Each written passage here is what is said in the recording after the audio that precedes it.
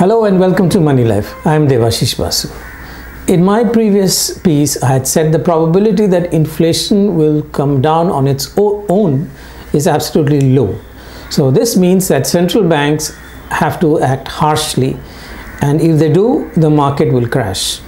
But if they do not, then the pain will be prolonged. Well, on 10th June, it was announced that US inflation was about 8.6% in May, which was another new 40-year high. This caused the markets immediately to tumble.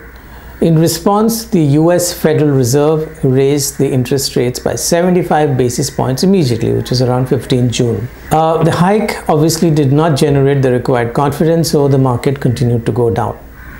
Investors are perhaps finally beginning to realize that this turbulent phase may be quite prolonged. Central banks don't react in a panic to just one piece of data. They look for a trend, and the Fed, mainly when they're trying to combat inflation, they look for inflation that is persistent or entrenched or endemic. The Fed appears to think that inflation is getting persistent when it says that the committee is now moving rates expeditiously to more normal levels, and we came to the view that we'd like to do a little more front loading on that. Now, the Fed may call it front loading, but the market thinks it's behind the curve. In a sense, it is guaranteed that now there will be a series of large hikes, probably another 75 basis points in July and so on and so forth. Well, the fact is that the federal funds are still at 1.6% when inflation is about 8.6%. So what does it mean for us? Whether rising interest rates will curb inflation, especially caused by supply shock, that is not clear. But there's a strong inverse correlation between rising rates and emerging markets, which means that when US interest rates rise and rise quite sharply, the emerging markets fall. And we are witnessing that fall now. With that as the backdrop, the consensus is this: inflation will remain high, the Fed will keep hiking interest rates, and emerging markets will fall under the pressure. And yet, we simply don't know enough even today. How much of the inflation was due to 0% rates, $5 trillion in bond purchases, $7 trillion in US national debt, all caused by Fed and successive US governments? To deal with the shock of the pandemic, the US made stimulus payments of up to $1,200 directly to every citizen. Small businesses could borrow money at a very low rate, and unemployed citizens were paid about $600 each. If that is being unwound, which means if this money is not available, how will it impact demand? We really don't know. How much of the inflation is due to China's lockdown and Russian war on Ukraine, which has disrupted supply chains, mainly food and energy? No one has the exact answers, not even the central banks, which are now trying to combat inflation with increasing interest rates.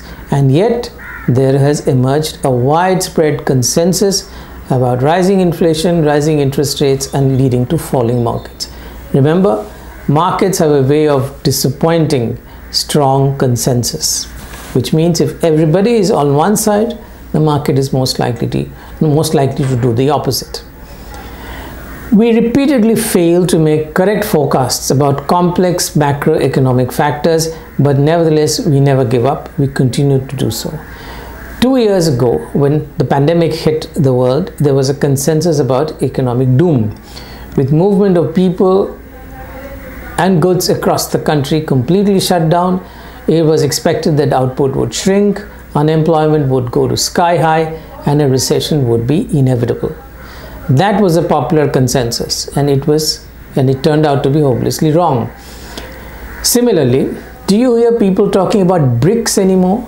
In 2003, Brazil, Russia, India, China, and South Africa were touted as the new economic superpowers. Of this, only China lived up to the promise.